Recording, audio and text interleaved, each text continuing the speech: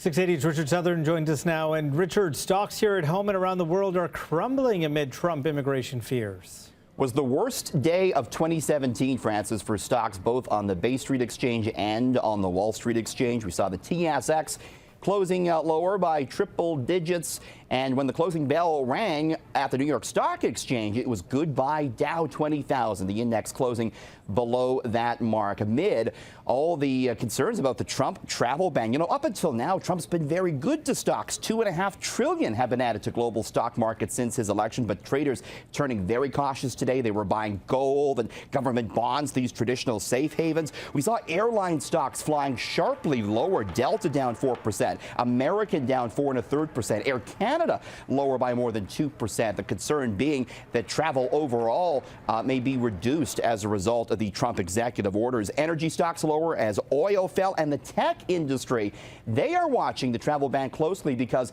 a large portion of the engineers and all the experts that the U.S. tech industry employs, they're from overseas countries. So we saw stocks like Google fall 2.5% today, Francis. And, you know, it actually, the biggest rebuke may be coming from Starbucks, of all people. Yeah, big news from the world's largest coffee retailer today. Starbucks says it plans to hire 10,000 refugees over the next 5 years, a direct response to the Trump travel ban. Starbucks CEO Howard Schultz said that the hiring would apply to stores worldwide, but would start in the U.S. You know, retailers today, like Starbucks, they pay a lot of attention to their social and philanthropic strategies because millennials, the younger consumers, they show a big desire to favor the brands that align with their belief. At the same time, Francis, Trump supporters threatening to boycott Starbucks over this plan to hire refugees. Yeah, and speaking of boycott, others are calling for a boycott of Trump's own business empire. Yeah, that's right. We've seen a big push from anti-Trump people on anti-Trump, those who have criticized Trump online.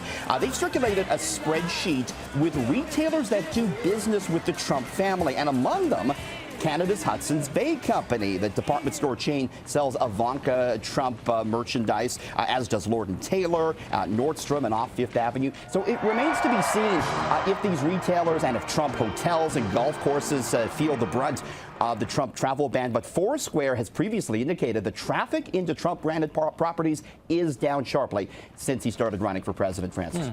Now, we all know that Trump is using Twitter to speak directly to Americans, and some people are trying to make money off this. So there are some Wall Street firms that are actually programming computers to read the president's tweets. Yeah, there are engineers scrambling to come up with algorithms, Francis, that look at a Trump tweet and immediately trade on it within milliseconds. Of course, much faster than any human could.